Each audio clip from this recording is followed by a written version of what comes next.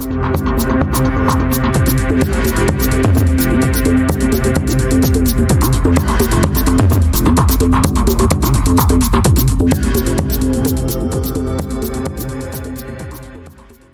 everybody. Thank you for joining DEATHCon 2023 and joining the RPC Firewall workshop.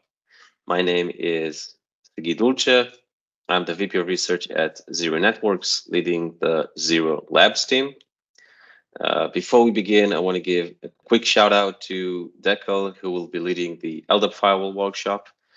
So please make sure you also check that one out. And let's just dive straight in.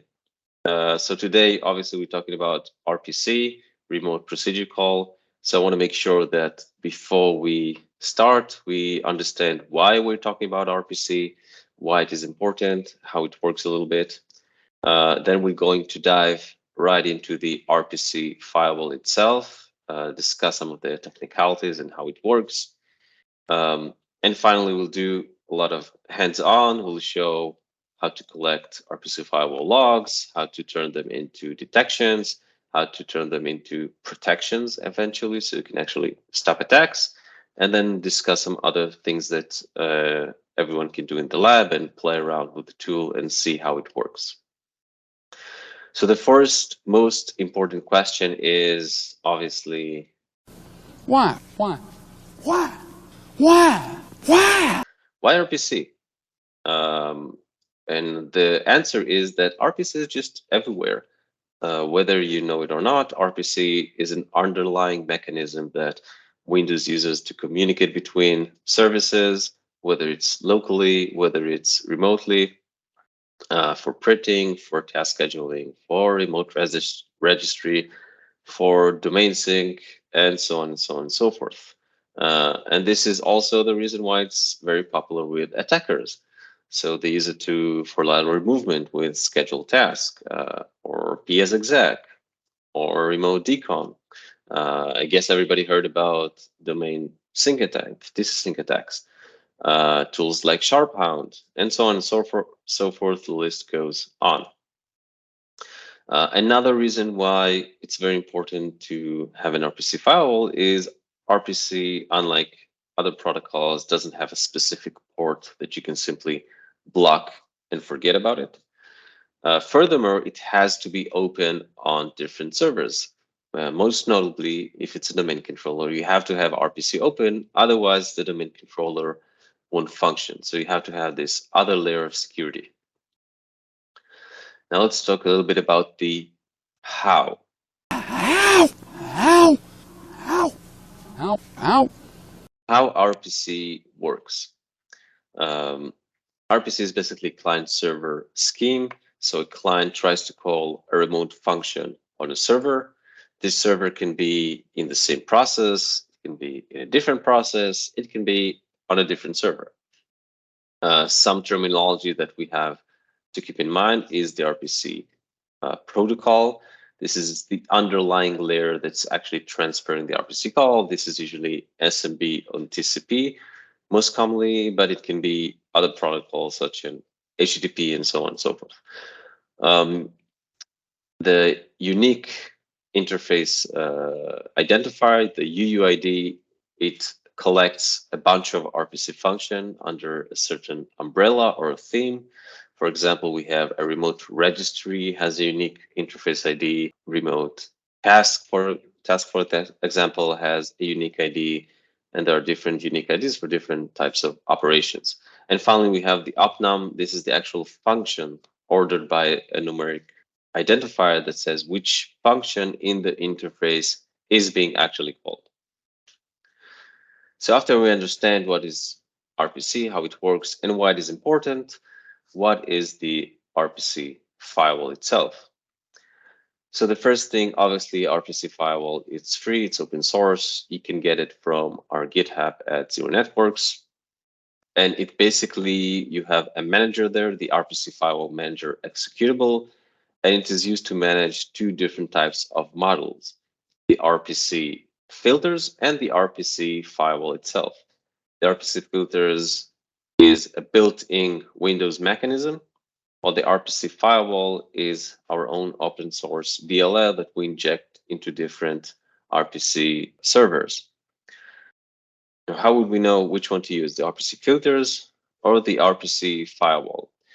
So the answer is we usually use both, but it's important to understand that there are some differences.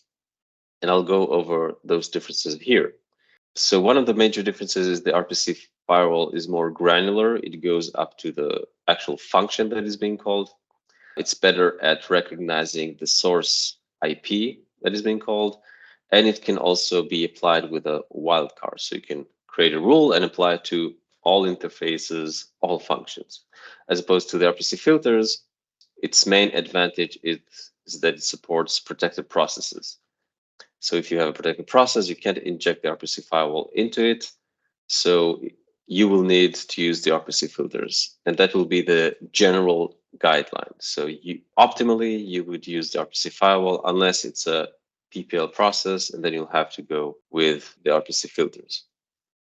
And how does the manager actually identifies which one to use? The answer is using the configuration file, which is simply a text file that the RPC firewall manager reads.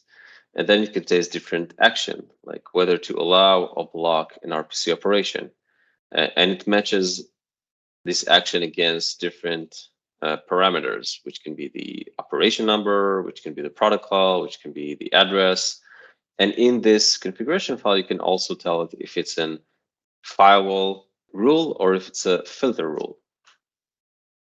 And finally, we have the events that are actually written to the Windows event mechanism. And we have two types of event. We have the built-in Windows security event for the RPC activity of the RPC filters. And we have the RPC firewall event that's in the application event log. And this is the one that the RPC firewall is producing. Some things that are important to note here is that you have more robust network information as opposed to what you have in the RPC filters. You have more detailed authentication information that you have. And obviously, we have the operation number, which we don't have in the RPC filters. So now we can get our hands a little bit dirty and talk about how do we actually operate the RPC firewall, how do we install it, how do we check that everything's okay, and how do we actually audit different RPC events. So I'm going to start by logging on to my machine in the DEATHCon lab environment. I'm going to go to the Zero Networks Git repository and download the RPC firewall directly from there. Notice that once you get into the GitHub, there's a lot of information there that you can use. It's documented, there's videos.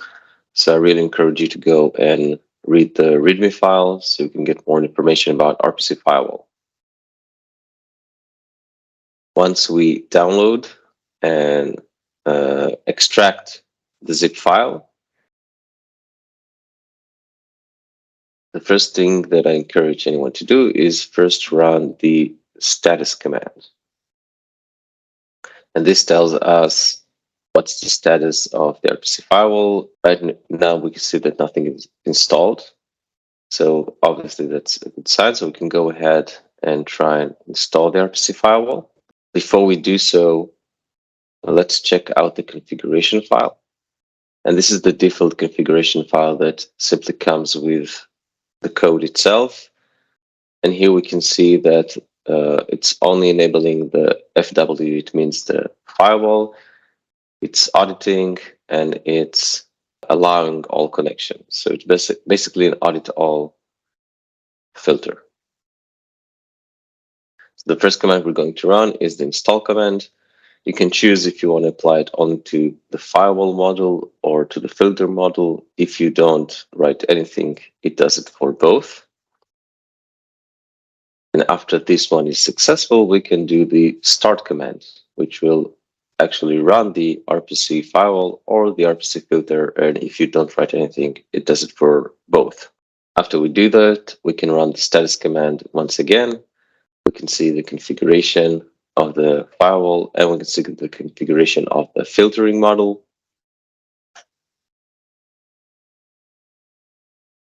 Next, we're going to head over to the Windows event viewer so we can see the actual events that are written by the RPC firewall. And in this lab, these events are actually sent to Sentinel, and this is where we create all the different detection rules. So now we're going to actually show how we can use the RPC firewall to detect different types of attacks using the RPC firewall and the RPC filter actual logs. So to do that, we'll go ahead and connect to the Sentinel portal in DEATHCon lab. And this is where you find in the log section different functions that I've already created. So you can check out the code of this function. One function is the RPC firewall events, and the other one is the RPC filter events. The RPC firewall actually takes it from the application log that we're generating, and the RPC filter is actually taking the logs from the Windows security events.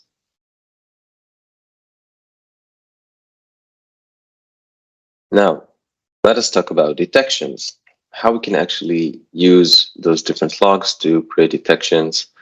And we'll be talking about two types of detection with Sigma rules. So we already actually integrated a lot of different RPC rules and detections into the Sigma repository. So you can go and check that out. So these are the known knowns, specific interfaces, specific operations that we know could be malicious. And there's the catch-all detection, which is, let's see what's going on in our environment, create a baseline. Whatever doesn't adhere to this baseline is an abnormal activity. So again, we'll be logging on to the Sentinel portal. And in the Sentinel portal, you will notice in the queries section that there are a lot of queries starting with RPC firewall. So each one of these queries is actually a detection that we translated to Sentinel. And these same detections are actually used for incidents. So they will be creating alerts. So going back to the actual detection, let's take a look at a couple of detections. So we'll start with the known knowns. So we'll select one detection from the Sigma rules. And what I would like you to notice here is that we're taking the RPC firewall events. We're filtering out any activities that's coming from other domain controllers. And then we're actually looking for the interface that will trigger this event and the specific opnums that will trigger this event. Another type of detection that I want to show is the catch-all detection, which is the baseline that we created. So it's a little bit more complex because it contains all the different operations that we already saw and that we deem quote unquote normal. But once we have any deviation from that, it will trigger an alert. And just so that you can see how do you create such baseline, it's very simple. So I also show here the query that is used to create a baseline. And then you can go through it. You can see how many machines use which operation and which interface. So you can deem what is normal in my environment and what is abnormal in my environment. Okay, so basically now we're ready. We've set up our detections. We have our incidents. And what I'm going to do now is run a couple of attacks. It's going to be Sharphound is going to be the PSEC for remote command execution. And then we're going to see how it translates into RPC firewall incidents. So first I'm going to log on into my machine and I will run the PSEC command. I get access denied because this is not my administrative users, but it doesn't matter. The remote RPC call already happened and it should have already triggered an alert. Next, I'm simply going to run Sharphound with the standard configuration, nothing special. Some of the stuff that it does will translate into LDAP. So tune into Deckel's lecture about LDAP and how to detect Sharphound using the LDAP firewall, but the RPC firewall can be used here as well. And once the attack is basically done, we can head out to Sentinel, look at the incidents, and there in the incident pane, we'll notice that we have a couple of incidents, one for the PS exec from our IP address, and the other one is for the Sharphound incident, also from our IP address. And this is exactly what we expect. So detecting is all good and well, but we actually want to be able to prevent attacks, which is even more powerful. So we can get an alert that something went wrong, but the attack itself was already blocked. So this is something that we really strive for to get in our environments. And to do that is very, very simple, because once we already basically created a baseline, we can create a configuration for the RPC firewall that is blocked by default. You can see some of these configurations in our GitHub, as I'm showing here. So here's an example configuration. We have some interfaces that are open, that are common in all sorts of environments. So the firewall simply allows them. We have a specific configuration for DC protection, so we can enable privileged DC operation from DCs and block everything else. And the default rule is simply block. So I would encourage you to play around with those different configurations and see how that works and how you can block attacks in your environment as well. So this is basically the end of our workshop. And I want to leave you with some homework or some ideas on what to do next.